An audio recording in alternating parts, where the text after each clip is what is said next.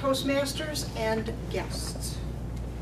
To those who served and are serving, I'm kind of decked out tonight to remind you, as we were earlier, that tomorrow is November 11th, and I want to go back a little bit and talk about how we began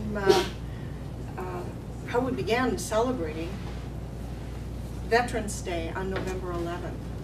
Actually, at the Palace of Versailles in France, on June 28th, 1919, the President of the United States, President Wilson, and also, I think he's called the President of France, I'm not sure,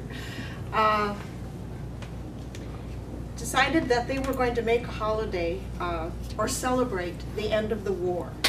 But in fact, the fighting stopped on November 11th in 1918. Thus was the end of World War I.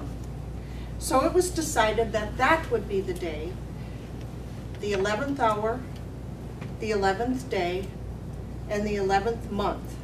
The French and the US originally called this Armistice Day. This held until 1968, when the Uniform Holiday Bill was formed and signed into law in 1968, which initiated the 3-day holiday.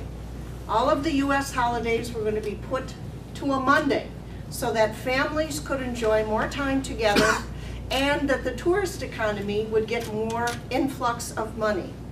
68 was a bad financial time. However, this decision and this bill that was passed was not met very well by many people in the United States, particularly the military. It was debated for years, and in 1975, President Gerald Ford signed another bill that revoked the Union Holiday Bill and established Veterans Day. The name was changed, but again, November 11th was the day that this would be celebrated. The 11th hour of the 11th day of the 11th month. Both President Wilson and Ford made the same declaration. President Wilson in France and President Ford in the United States.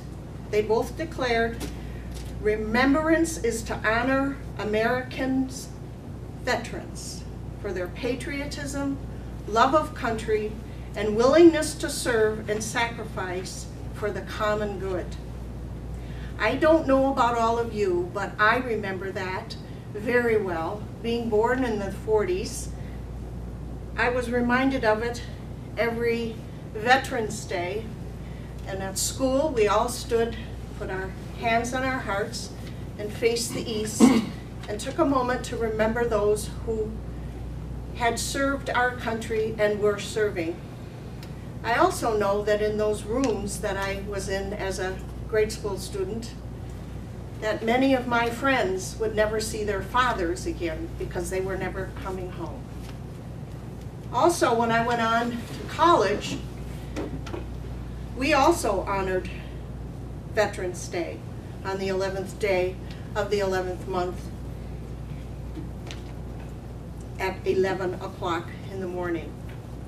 And many times in college, I stood shoulder to shoulder with Vietnam veterans that were glad they found a university that would accept them on the GI Bill. Who serves? Today, there are 1,473,900 active men and women in the armed forces. There are also 1,458,500 reservists. That's approximately 3 million people in this country today that are ready to serve this country for whatever it needs.